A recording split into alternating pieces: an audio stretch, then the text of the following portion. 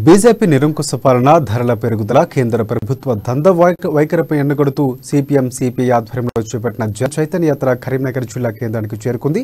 కేంద్ర ప్రభుత్వం తీరుపై భవిష్యత్తులో చేపట్టబోయే కార్యాచరణ గురించి మాజీ ఎమ్మెల్యే కూనమనేని సాంబశివరావుతో మా కరీంనగర్ ప్రతినిధి Srikanth face to face. CPI party ఆధ్వర్యంలో చేపట్టిన రాష్ట్ర స్థాయి సమావేశాలు భారీ ఎత్తున జరగబోతున్నాయి. ఇందుకు గాను రాజన్న సిరిసిల్ల జిల్లా వేములవాడ నుండి దాదాపు 300 ద్విచక్ర వాహనాలతో ర్యాలీగా కరీంనగర్ చేరుకున్నారు. ప్రస్తుతం మనతో పాటు మాజీ ఎమ్మెల్యే కూనమనేని సాంబశివరావు గారు ఉన్నారు. వారిని అడిగి మరిన్ని వివరాలు తెలుసుకుందాం. సార్ చెప్పండి, మీరు ఈ విస్తృత స్థాయి సమావేశాలకు ఉద్దేశం ఏంటి? మీరు ఏ విధంగా ప్రజల్లోకి వెళ్ళబోతున్నారు?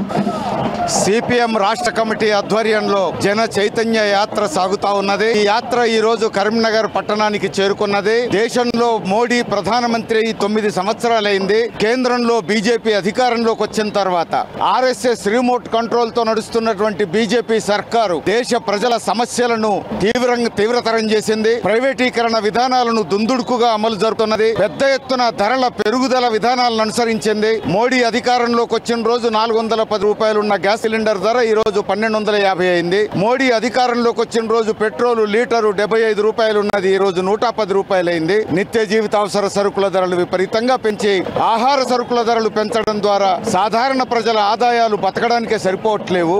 వాటికి తోడు ఉపాధి అవకాశాలు పడిపోయినాయి. ప్రజల్లో అసంతృప్తి పెరుగుతా ఉంది. అసంతృప్తి పెరుగుతున్న ప్రజల మధ్య ఐక్యత రాకుండా, ఐక్య పోరాటాలు పెరగకుండా వాళ్ళ మధ్య చిచ్చు పెట్టేందుకు ఆర్ఎస్ఎస్ బీజేపీ ఈ రోజున మతాన్ని ఒక ఆయుధంగా వాడుతున్నది. మతం పేరుతో ప్రజల మధ్య చిచ్చు పెట్టే ప్రయత్నం చేస్తున్నది. కరీంనగర్ లో కూడా బండి సంజయ్ ఆ ఎత్తుగడలతోటే ఎంపీగా గెలిచిన విషయం మనందరికీ తెలుసు. రానున్న రోజుల్లో కూడా ఎన్నికలు దగ్గర పడుతున్న కొద్దీ మత చిచ్చు పెట్టి ఓట్ల రాజకీయం చేసేందుకు బీజేపీ కుతంత్రాలు పన్నుతున్నది. ప్రజలు ఈ విషయాలను అర్థం చేసుకొని ప్రజా సమస్యల పరిష్కారం కోసం, సామరస్యం కోసం, సామాజిక న్యాయం కోసం, ప్రజాస్వామ్యం కోసం, లౌకిక విలువల కోసం ఐక్య పోరాటం చేయడానికి శ్రామికులంతా సిద్ధంగా ఉండాలని విజ్ఞప్తి.